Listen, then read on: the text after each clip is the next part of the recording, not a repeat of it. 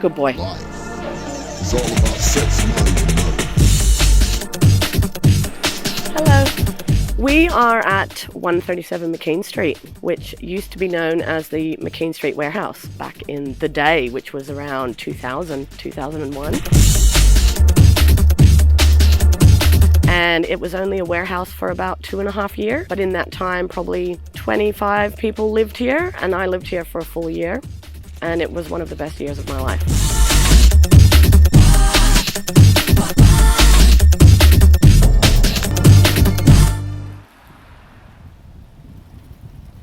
Back then, a lot of people lived in warehouses around this area, anywhere from Northcote to Clifton Hill. Everyone who lived here had not only a bedroom, but a studio space as well.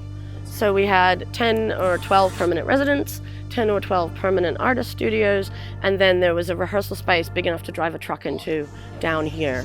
And then we had Miles, who I'm also still connected with on Facebook, in his giant blue bus out the front here, living in the driveway. So we had the bus sometimes would have a party, and then we had inside. So I remember I sublet a house so that I could butter everyone up to let me move in, and then I did get a spot here after that. I used to run an underground techno club in Adelaide where the policy was vinyl only, called the Sand Pit, in the basement of an old goth club there. I ran that for a year in between that 18 and 20 when I went back to Adelaide. And everyone loved it, and it really had a real underground following. But I just became exhausted because I felt like Adelaide had a lot of consumers, but not a lot of doers. And I wanted to come and be around people that were actively doing things. And just a little taste of earthcore and, you know, living here when I was 18 and going to teriyaki and things like that. I just knew there was more people, more like-minded, motivated people in Melbourne than Adelaide. And that's why I moved, and I've never looked. We had a population explosion in the scene. And this is part of the problem, is that we just had so many people come in that we didn't have enough sort of elders, I guess, to link everybody and keep everybody on the same trip, you know? And that's what we used to see at some of the bigger festivals in the last few years, was a big disconnect of why people were there, you know? And I really appreciate parties that are bringing that back. There was a real immediacy to events then. It was like you'd hear about it on the Friday that it was happening on the Sunday. There wasn't this huge, long promo time because there wasn't the saturation of events. So the scene was so small that you'd hear about it a few days before and everybody would go. And I mean everybody across goth, punk, techno, trance. Like there sort of wasn't the delineation in subcultures as much back then as there is now. Back when we were doing parties, it was the photocopied flyers with glitter and feathers stuck on them that really got you to the party. It was the attention to detail, more than even sort of who was playing. I was pretty bright-eyed and bushy-tailed when teriyaki was doing their thing. I was literally 18 when they were at their sort of heyday. Teriyaki and Akisaki was created by Dee Dee and Sleeker and Slack, primarily. 3 DJs, and they're still around. They don't always DJ all the time. Sleeker was part of the semi-retired crew at Rainbow for years. That's what they were called, semi-retired. And the thing that teriyaki used to do differently, and why I fell so in love with him, was there really was a focus on performance art as part of their parties. So they played amazing techno, but there was always crazy queer performance art at every one of their club nights. And you really didn't know what to expect at every one. They would do different themes. They also moved a number of venues throughout the years. They had a little stint at what used to be called Barry on the corner of Smiths and Gertrude there. They had people doing things up in the roof, and we did a party at the Forum once, a teriyaki party at the Forum. Which was insane. Like, I don't know how they let 3,000 ravers in there, but they did. I remember picking up chupa chup sticks the next day, like off the sticky carpet, you know. But that was at the time, that was a huge boon, being allowed to hold a rave in the Forum, which I still think is one of Melbourne's best venues. But yeah, the teriyaki crew was just really big on colourful self-expression as well.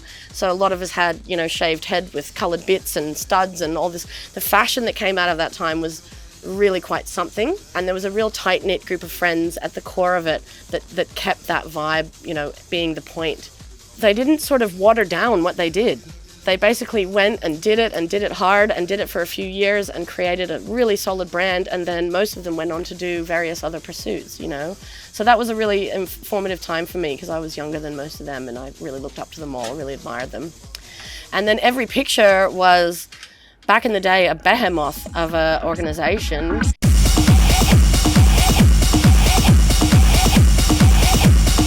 They did incredible parties at some of the sports complexes.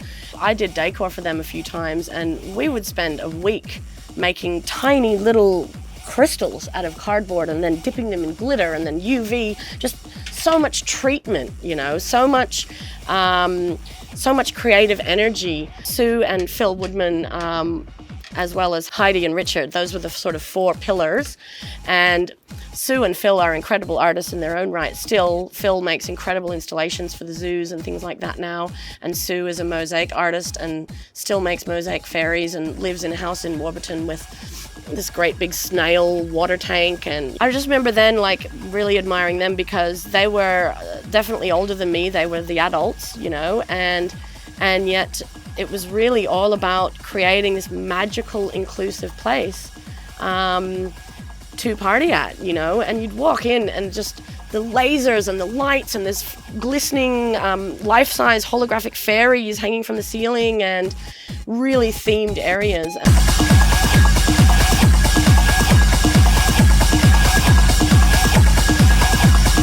The collectivism is what I feel like we've lost a little bit in the last sort of 10 years, really. And I don't think it's any promoter's fault or any party's fault or any punter's fault. It is a cultural shift that we have had. And a pivotal point of that cultural shift happening was when Big Day Out ended. So Big Day Out ended, and suddenly all of those people started coming to Rainbow Serpent. And everyone who'd been at Rainbow Serpent for a number of years noticed a difference in the crowd. Now, that's not anyone's fault necessarily.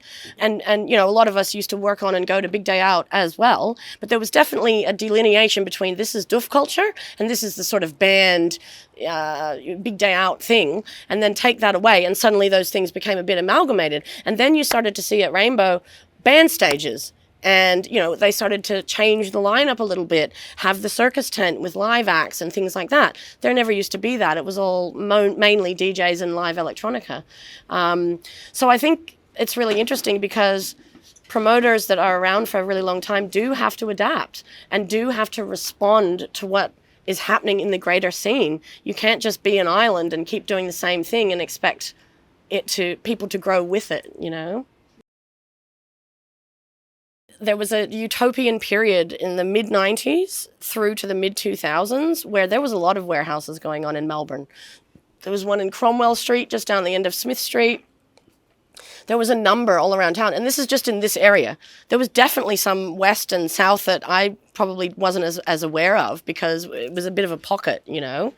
We used to hang out on Brunswick Street and live in Clifton Hill, and that was our sort of radius of where we did our daily lives, you know. So we used to live on the Dole. Like when I lived at McKean Street, I tried so hard to hold down a job there.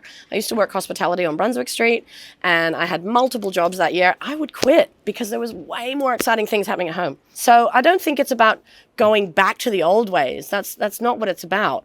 I think it's about adapting to the scene that we're faced with in new and interesting ways that also retains the ethos somewhat, you know. And by ethos, I mean the community, you know, and I hate to be corny about it, but the plur, you know, the peace, love, unity, respect. Like everyone needs to accept each other.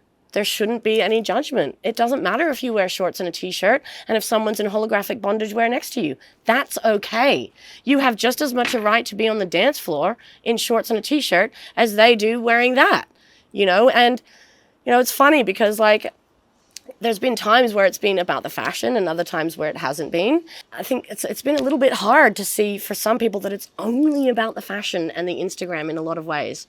And I'm just kind of like, ditch all that. Don't have phone reception at doofs for a start. Cut all the towers down and just let people be in the moment. Because isn't that what raving's about? It's about being in that moment where none of that other shit matters. The external world shouldn't matter. Your regular day job shouldn't matter. Any dramas you've got with people around you, you get to put that aside. I feel like that's why we were there. And I would like to see that be a reason that's coming back, you know?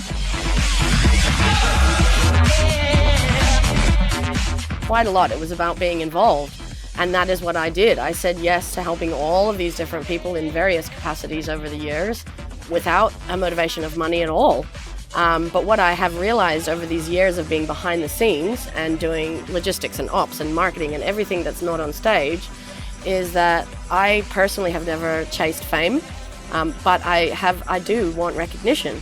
And I feel like after 20 years of being behind the scenes, the recognition is starting to come, but I did get asked a lot if I was a DJ because, my name was distinctive or whatever. And yeah, I think there was a lot of people who, genuinely, and I think that the organizers were doing it for a bigger reason than money. And when the organizers are doing it for a bigger reason than money, other people want in on that because there's more purpose, and it's more for the community rather than just to make someone money. And this is where I think some of the party brands in the last few years have gotten a bit commercialized. And so everyone's got their hand out going, well, I'll help, but you've got to pay me. So again, it's a little bit of a culprit of the just mass population and the inevitable commercialization that we found ourselves in. And that commercialization is also not anyone's fault because we used to do squat parties in warehouses. Now we've got to pay ridiculous venue hire fees, guarantee a certain amount of money over the bar, and that means we need to guarantee the big bucks to do that. So the whole landscape has changed, and I don't think that that's anyone being not altruistic. I think that is just the nature of the society has gotten us to a place where there's less ability to just go and do that stuff for free.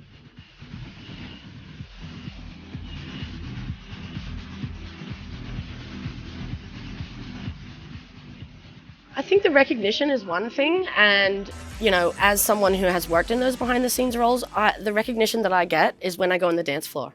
Because a lot of those people give me the love that I need for doing that job. And that is the moment where I feel validated. Not to mention having employers that really thank you for a job well done. That's all I really have ever been questing for when it comes to recognition. But I think that there is a gross disparity between the amount of money people will spend on a lineup and the amount of money that they will spend on back of house staff to run it. And I'm sorry, you can have the best DJ in the world, but if all your other systems are falling apart and people can't get places and you don't have all these superfluous things that make the event great, like shade and water and all this stuff, then I think that something's lacking. So, if anyone's thinking about doing a party, I would really recommend that there needs to be a little more balance between those, paying someone $10,000, $20,000 for an hour set if they're a real name and they're going to bring all these people. I understand that. But, a lot of DJs get paid pretty decent hourly, and DJs have a hard job. They have to buy music and troll music and all of that. But working for 8 days straight in the sun and the heat and the boots is a really tough job. And the people that do it, I think of them as warriors. And that's across the board, whether they're in info tent or artist services or whatever. Those people really need to be applauded, lauded, and paid really well for their time doing that. And it's something I feel confident to be quite vocal about because I've seen a lot of these budgets. And I guess now we almost see more paper and more things like that as bad for the environment. So I wonder if there's a middle ground we can find, or if things do have to be a little bit more digital these days because of the sustainability aspect. Well, we've talked about this a little bit. Like, if you make it so good that it's not being recycled, then maybe it's a good use of paper, right? But also, like we've talked about, not you and I specifically, but there's been talk about USB sticks as a promo device with stuff on it, with NFTs on it, with music on it, with this and that on it. But still, your cost per unit is quite a lot, and it's still about distribution. How do you get it in the hands of people that don't already know about you? I talk about this all the time in my work life now, preaching to converted. I'm like, preaching to converted doesn't help. We've got to get outside. We've got to get outside our niche and our little community and bring those people in. And it doesn't matter whether you're doing a rave or you're running a business, it's the same kind of thing. So how do we do that, Get a projector and fucking put it on the silos, man. Let's go big. Yeah. Yeah, that would be cool. Get on the news. Yeah. You might break a couple of laws, but you drive away fast enough. I'm super gorilla, man. I'm all about how do we do this stuff and not get arrested,